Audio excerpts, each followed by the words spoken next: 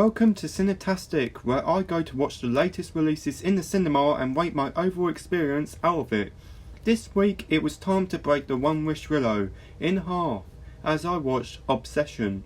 So, make a wish, pray it comes true, and enjoy the first ever episode of CineTastic. Obsession follows Bear having a crush on his co-worker Nikki and wants her to fall in love with him.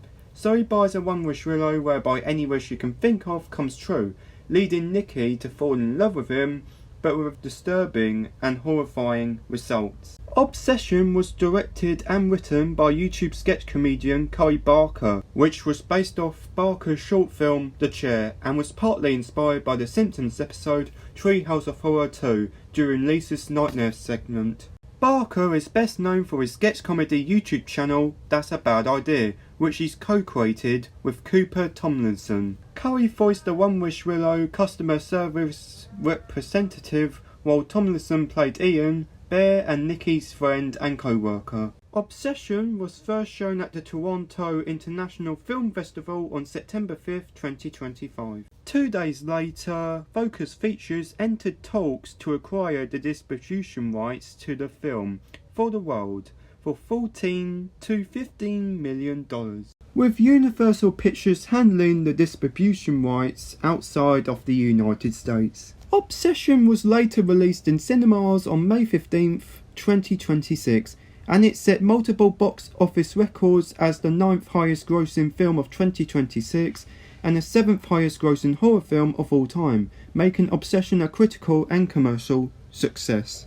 Now that you know a little bit more about the film, let's go straight in with my experience. Now, according to social media, there were complaints about younger people disrupting the film. These include groups of teenagers laughing during tense or disturbing scenes, people talking loudly throughout the screening, and people being on their phones or making jokes and ruining the experience. Luckily, when I went to see it, it wasn't like that at all. It might have been because I went to see the film nearly 3 months after it had been released.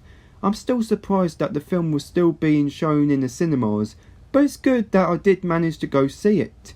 The same thing also applied to Backrooms, another film that they received complaints on, focusing on people disturbing the film.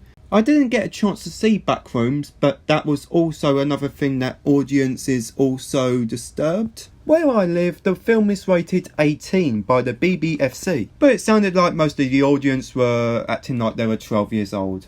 There were also some TikToks that show people walking out of the cinema, not only because people are ruining it, but they walked out because they felt sick to their stomachs. Now, you may know that Obsession has a lot of scary scenes featured in the film. That's why some people found Obsession overwhelming, with its disturbing body horror and unsettling imagery. There were some individuals that had to walk out of their screening before the film even finished, because of how shaken they were of how scary the film was. And some audiences felt sick, and some even threw up during the film. Like in this TikTok, for example. So my advice to you, if you have a very weak stomach, it is advisable not to see this film. I'm not going to reveal in much detail of which parts made people nauseous, but from my guess, there are 3 potential scenes. By not revealing major plot points, it had to be disgusting sandwich, Bear and Sarah in the car, and screaming I love you. Well, you know what I am talking about if you've already seen the film, but for those who haven't watched it yet, or if you're waiting for the film to be released on streaming, you should be pleased I didn't spoil anything. So overall, there wasn't that many people in the cinema screening, like around 20 people, but there wasn't any problems with disruptions at all, mostly because this film came out for a while now and most people had already seen it.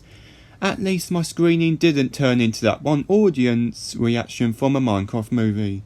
That was so chaotic. So for the film Obsession, I give the film a 4.5 stars, which equals to 9 out of 10. I usually don't do longer reviews on Letterboxd. That's only for my fandom website, link in the description if you want the review to be in a bit more detail. Instead, I do relatable and funny reviews. On the film Obsession, here's what I put. Can't believe Ian chose to have $1 billion over helping Bear. Bro must really need the money that badly. So everyone, that's my overall experience on Obsession. Next time, I will be reviewing The End of Oak Street, a new science fiction survival film that is set to release in cinemas next Friday. But until then, this had been Films with Kieran, and I'll see you in the next episode. Goodbye for now.